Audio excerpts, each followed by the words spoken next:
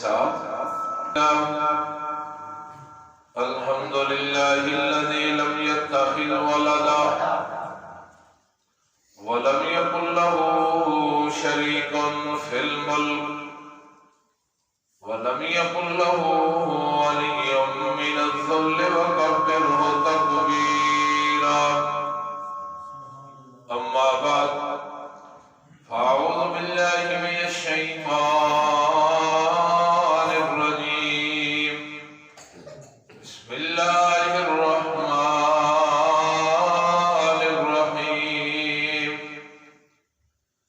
إن الله لا يغفر أن يشرك به ويغفر ما دون ذلك لمن يشاء ومن يشرك بالله فقد افترى إثما عظيما.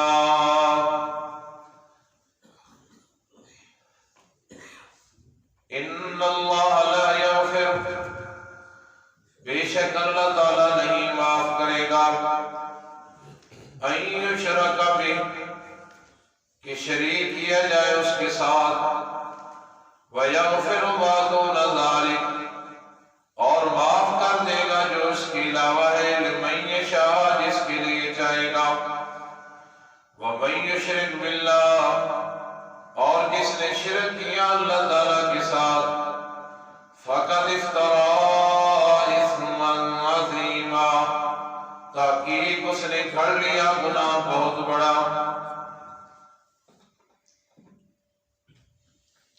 میری بات کیمرے میں بھی ریکارڈ ہو رہی ہے اور کرام الکاتبین بھی لکھ رہے ہیں، نوٹ کر رہے ہیں. انشاءاللہ پوری گفتگو میں باحوالہ کروں گا. جس وقت تک زندہ ہوں ایک ایک حوالے کا ذمہ دار ہوں، اور کل قیامت والے دن جب تم میں سب اللہ کے دربار میں جمع ہوگے اس دن بھی ایک ایک بات کا اللہ کی عدالت میں بھی ذمہ دار ہے. البتہ ٹائم کے اندر 2-4 منٹ کی کمی پیشی ہو جائے تو مجھے معاف کر دینا. باقی ایک ایک بات کا دنیا کے اندر بھی کل میدان قیامت والے دن بھی ذمہ دار ہے. شرک ایک ایسا جرم ہے کہ جس کی وجہ سے انسان کے اوپر جنت حرام ہو جاتی ہے. شرک کو سمجھنے کے لیے مشرکین مکہ کا شرک سمجھنا ضروری ہے. ابو جہل اور ابو جہل کی پارٹی کا اگر شرک سمجھ آ جائے تو یقیناً مسئلہ شرک سمجھ آ سکتا ہے. کیوں کہ ابو جہل ایک ایسا مشرک ہے کہ جس کے شرک کے اندر کسی کو کوئی اختلاف نہیں. سارے تو بندی مانتے ہیں کہ ابو جہل مشرک ہے تھا، سارے بریلوی مانتے ہیں کہ ابو جہل مشرک تھا، سارے شیعہ مانتے ہیں کہ ابو جہل مشرک تھا، سارے اہل حدیث مانتے ہیں کہ ابو جہل مشرک تھا. ابو جہل کے شرک کے اندر کسی کا کوئی اختلاف نہیں. اگر ابو جہل کا شرک سمجھ آ جائے تو انسان شرک سے بچ سکتا ہے، مسئلہ شرک سمجھ آ سکتا ہے. مشرکین مکہ کا شرک سمجھنے کے لیے چند باتیں ذہن نشین کرنی ضروری ہے. سب سے پہلی بات کہ مشرکین مکہ اللہ کو مانتے تھے. پہلی بات کیا ہے کہ مشرکین مکہ اللہ کو مانتے تھے. کعبہ کو کیا کہتے تھے؟ بیت اللہ. کیا کہتے تھے؟ بیت اللہ کا کیا مطلب؟ اللہ کا گھر. اس کا مطلب یہ ہے کہ اللہ کو مانتے تھے. اپنے بچوں کے نام رکھتے تھے عبداللہ. عبداللہ کا کیا معنی؟ اللہ کا بندہ. تو معلوم ہوا کہ مشرکین مکہ اللہ کی ذات کے قائل تھے. پہلی بات. دوسری بات یہ ہے کہ اللہ کی صفات کے بھی قائل تھے. اس کی دلیل میں بعد کے اندر ذکر کرتا ہوں. اللہ کی ذات کے بھی قائل تھے اور اللہ کی صفات کے بھی قائل تھے۔ تیسری بات، وہ دعاؤں کے اندر اللہم کر کے اللہ سے دعائیں بھی کیا کرتے تھے۔ اللہم کیا مطلب؟ اے میرے اللہ، دعائیں کرتے تھے تو اللہ کو کیسے پکارتے تھے؟ اللہم۔ اللہ کی ذات کے بھی قائل تھے، اللہ کی صفات کے بھی قائل تھے مشرکین مکہ، اور اپنی دعاؤں کے اندر یوں دعا کیا کرتے تھے اللہم اے میرے اللہ۔ تین باتیں۔ اور چوتھی بات یہ ہے کہ مشرکین مکہ اپنے آپ کو ابراہیم علیہ السلام کی ملت کی طرف منسوب کیا کرتے تھے کہ ہم ابراہیمی ہیں، اور اللہ کے پیغمبر ابراہیم کے نبی ہونے کے اندر کوئی شک نہیں ہے، لیکن ان سارے کام کرنے کے باوجود کیا تھے؟ یار بولو، مشرک تھے۔ ہماری کون سی ان سے رشتہ داری ہے؟ مشرک تھے۔ اور اسی طرح مسلم حدیث نمبر 832 جس سے ثابت ہوتا ہے کہ مشرکین مکہ نماز پڑھتے تھے، اللہ کی ذات کے بھی قائل، اللہ کی صفات کے بھی قائل، دعاؤں کے اندر اللہم کہہ کے اللہ سے دعا بھی کیا کرتے تھے، اور مشرکین مکہ نماز بھی پڑھتے تھے۔ اور مشرکین مکہ بخاری حدیث نمبر 1893 جس سے ثابت ہوتا ہے کہ مشرکین مکہ روزے بھی رکھتے تھے، لیکن تھے کون؟ مشرک۔ اللہ کی ذات کے بھی قائل، اللہ کی صفات کے بھی قائل، اللہ سے دعائیں بھی کیا کرتے ہیں، نمازیں بھی پڑھتے ہیں اور روزے بھی رکھتے ہیں، لیکن ہیں پھر بھی مشرک۔ اسی طرح قرآن مقدس سورۃ الانعام آیت نمبر 136 سے ثابت ہوتا ہے کہ مشرکین اپنے مال میں سے اللہ کا حصہ بھی نکالا کرتے تھے، اللہ کے نام پہ مال خرچ کیا کرتے تھے۔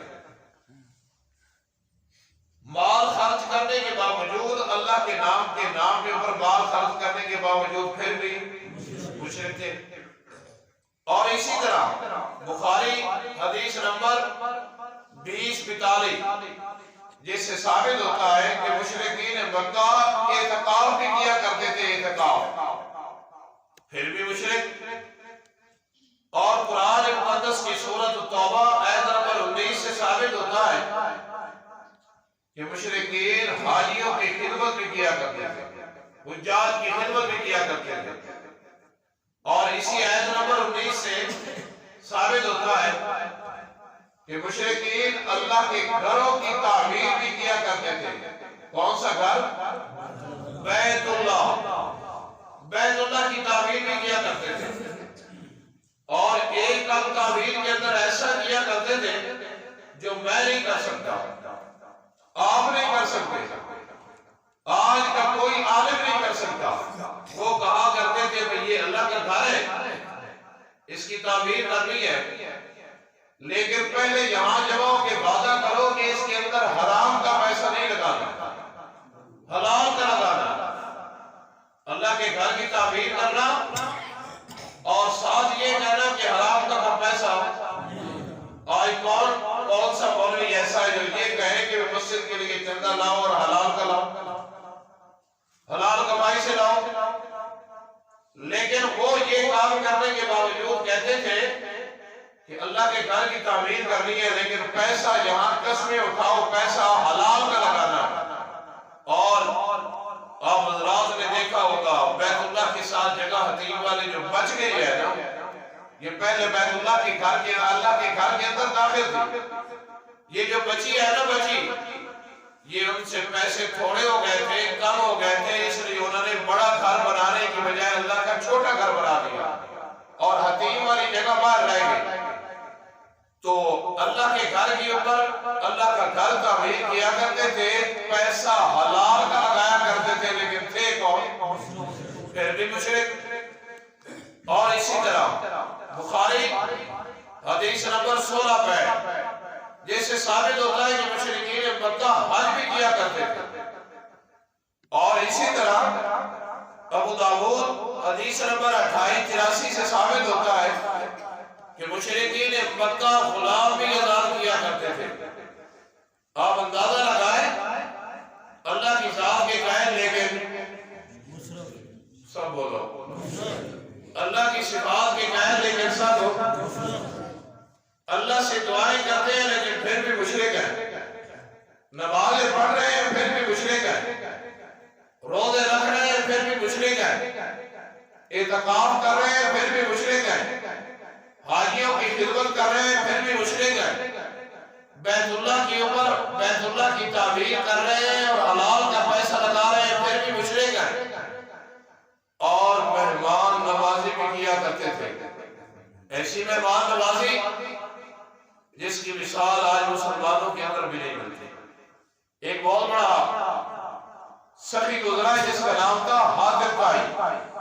وہ سخاوت کی وجہ سے مشہور تھا. ایک بندے نے اس سے پوچھا حاتم حل فی العرب اجود منک، کیا پورے عرب کے اندر کوئی سے بڑا سخی کوئی ہے؟ حاتم طائی سے کسی نے پوچھا. حاتم طائی نے کہا عرب کا ایک باشندہ کوئی سے زیادہ سخی ہے. انہوں نے کہا وہ کیسے؟ حاتم طائی نے اپنا واقعہ بیان کیا. کہتے ہیں کہ میں صبر کر رہا تھا. صبر کے دوران ایک جگہ پہ میں نے پڑاؤ ڈالا اور جس کے ہاں میں نے پڑاؤ ڈالا وہ یتیم تھا بچہ. اس نے اپنی بکری کو ذبح کیا اور اس کا مغز نکالا.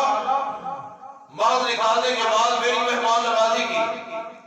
جب میں نے بکری کا مغز کھایا تو میں نے کہا یار بہت لذیذ مغز تھا, بہت اچھا تو نے سالن بنایا تھا.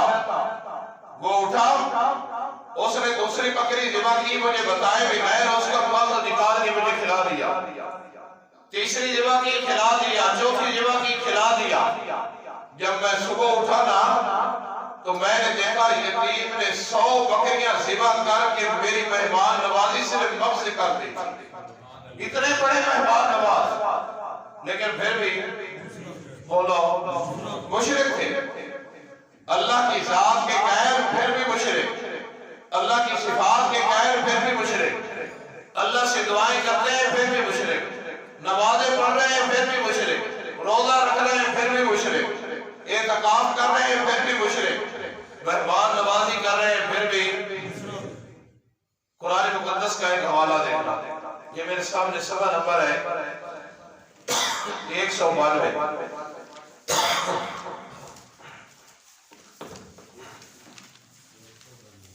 192. سورۃ یونس آیت نمبر 31. 192 صفحہ.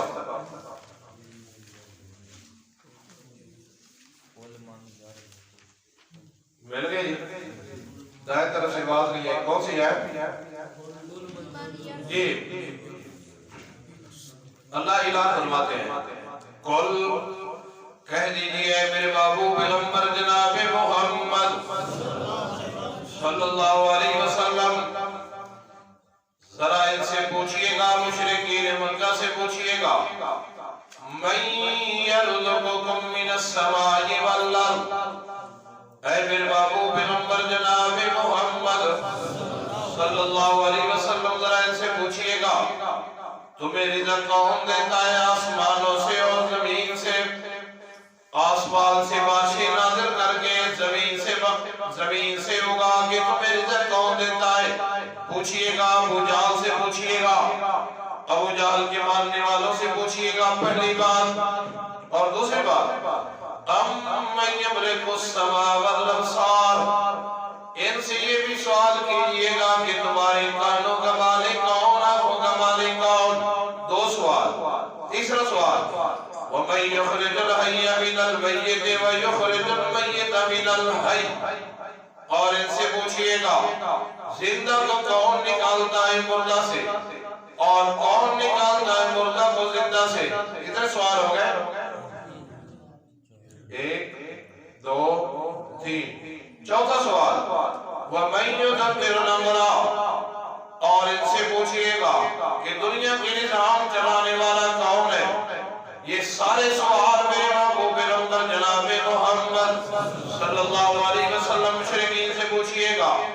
اے میرے محبوب پیغمبر جناب محمد صلی اللہ علیہ وسلم، میں اللہ آپ کو بتاتا ہوں، انہوں نے جواب کیا دینا ہے، سَيَقُولُونَ اللَّهُ، یہ سارے کے سارے کام کرنے والا کون ہے؟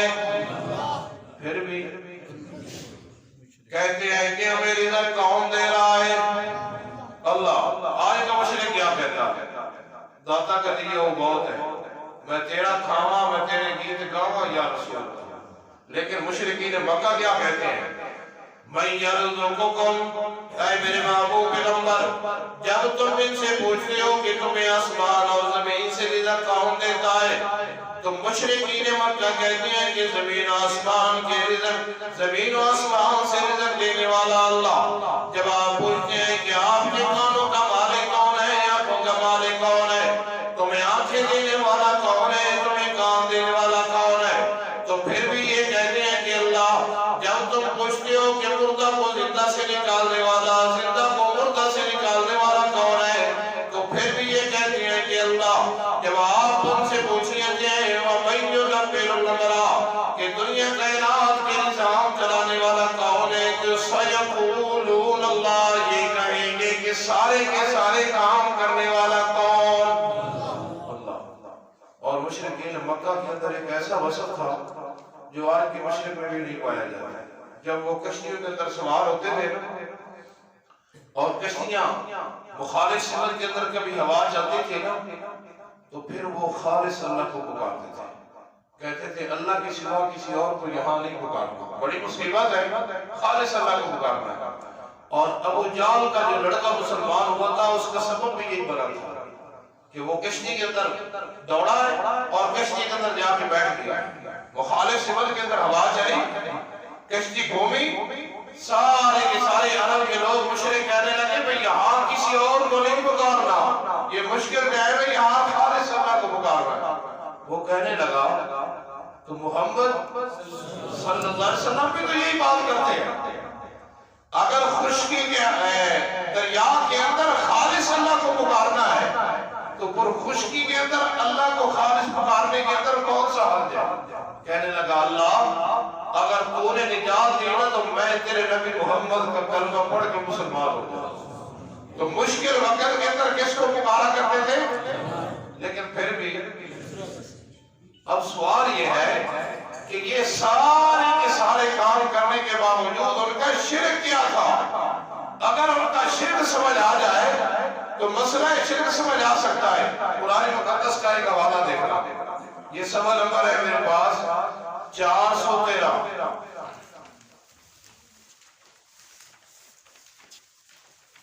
سورۃ الزمر، سوال نمبر 413۔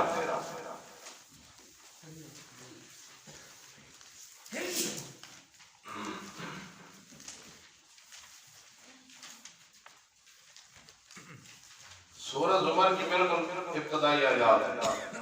اللہ کریم نے مشرکین مکہ کا شرک سورہ زمر کی آیت نمبر 3 میں بیان کیا ہے، لیکن آپ شروع سے دیکھ رہے ہیں۔ اللہ کریم اعلان فرماتے ہیں تنزیل الکتاب من اللہ العزیز الحکیم، تنزیل یہ نازل کی گئی ہے کتاب من اللہ، اللہ کی طرف سے، العظیم جو بڑا غالب ہے، الحکیم بڑا حکیم ہے، بڑی حکمت والا ہے۔ اِنَّا أَنزَلْنَا إِلَيْكَ الْكِتَابَ بِالْحَقِّ، تحقیق پر کی بات ہم نے نازل کیا الیک آپ کے اوپر، الکتاب کتاب کو بالحق ساتھ ہو، حق کے ساتھ بات ہم نے کتاب کو نازل کیا۔ اللہ حق کی تاکید کیوں لگا رہا ہے؟ فرمایا آگے مسئلہ میں نے بڑا خوب بیان کرنا ہے، اس لیے سن لو، قرآن نے جو کچھ بیان کیا ہے وہ حق ہے، قرآن نے جو کچھ بیان کیا ہے وہ فرمایا اِنَّا أَنزَلْنَا إِلَيْكَ الْكِتَابَ بِالْحَقِّ، تاکہ ہم نے اس کو نازل کیا الیک ہے میرے بابو پیغمبر جناب محمد صلی اللہ علیہ وسلم آپ کی طرف، بالحق کے ساتھ حق کے۔ اس قرآن کا عنوان کیا ہے، قرآن کو نازل کیوں کیا گیا ہے، قرآن کا پیغام کیا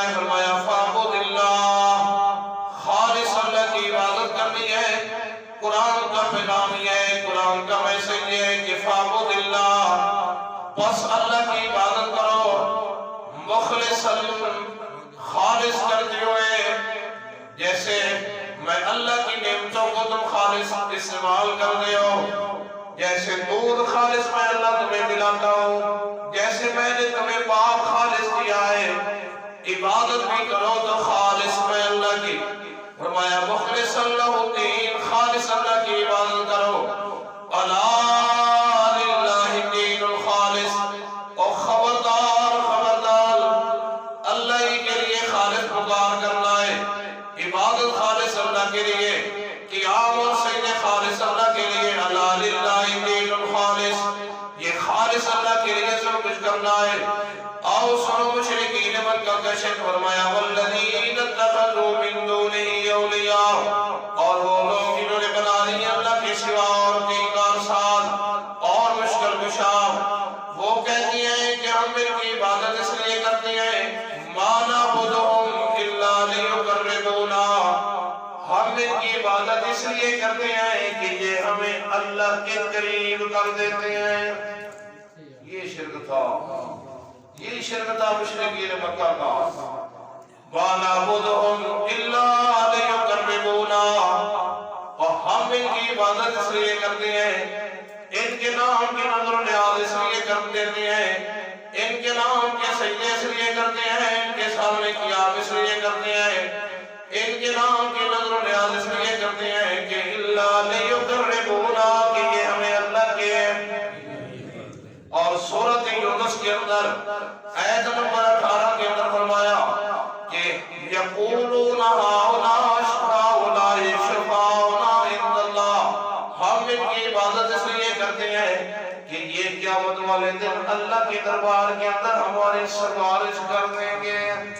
اللہ اللہ، ہم ان کی عبادت اس لیے کرتے ہیں کہ یہ ہمیں اللہ کے قریب کر دیں گے۔ اللہ کہتے ہیں یہ شرک تھا، اللہ کو ماننے والا مسئلہ بھی ضائع ہو گیا، اللہ سے دعائیں کرنے والا مسئلہ بھی برباد ہو گیا، نمازیں بھی میں اللہ نے برباد کر دی، ان کے روزے بھی برباد کر دیے، ان کے حج کرنا بھی برباد کر دیا، اعتکاف کرنا بھی برباد کر دیا، مہمان نوازی بھی برباد کر دی۔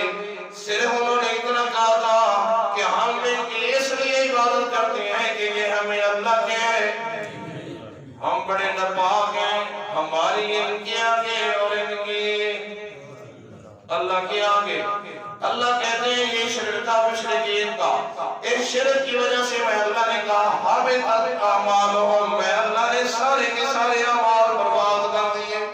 اور آج کی مشرک کا حال ہے، کیا کرتا ہے؟ بیٹھتے ہوئے غیر اللہ کی پکار، سوتے ہوئے غیر اللہ کی پکار، کھاتا ہے تو کہتا ہے مجھے فلاں دے رہا ہے، پیتا ہے تو کہتا ہے مجھے فلاں پلا رہا ہے، چل پھر رہا ہے تو کہتا ہے مجھے فلاں نصیحت دی گئی ہے۔ مشرکین مکہ صرف اتنا کہتے تھے کہ یہ ہمیں اللہ کی قریب کر دیتے ہیں، اللہ نے تمام نیک اعمال کو برباد کر دیا۔ فرمایا ما نعبدہم الا لیقربونا الی اللہ زلفا، ہم ان کی اس لیے عبادت کرتے ہیں کہ یہ ہمیں اللہ کے قریب کر دیتے ہیں، زلفا بہت زیادہ قریب۔ اللہ اعلان کرتے ہیں، فرمایا ان اللہ یحکم بینہم، بے شک اللہ فیصلہ کرے گا ان کے درمیان، فیما کانوا فیہ یختلفون، جس میں یہ اختلاف کر رہے ہیں، یہ اپنی طرف سے انہوں نے معبود بنا کے، اپنی طرف سے سفارشی بنا کے کہتے ہیں کہ اللہ کی طرف سے ہماری سفارش کریں گے، میں اللہ اس کا فیصلہ کروں گا۔ فرمایا ان اللہ لا یہدی من هو کاذب کفار، اللہ کبھی بھی ہدایت نہیں دیتا جھوٹے انسان کو اور ناشکر انسان کو، میں اللہ کبھی بھی ہدایت نہیں دیتا۔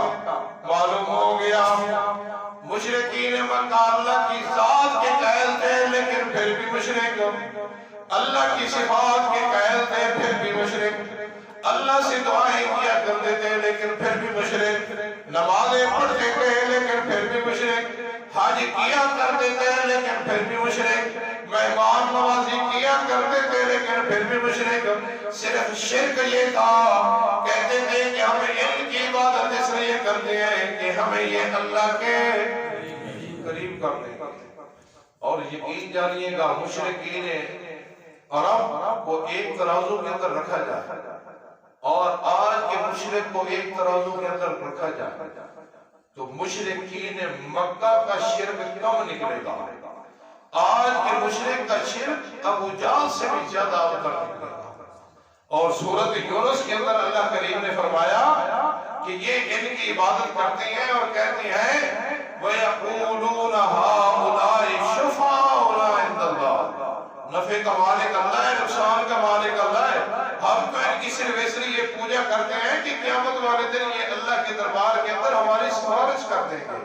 اللہ کہتے ہیں اس جرم کی وجہ سے, اس اتنے سے شرک کی وجہ سے روپے میں کتنے آنے ہوتے ہیں؟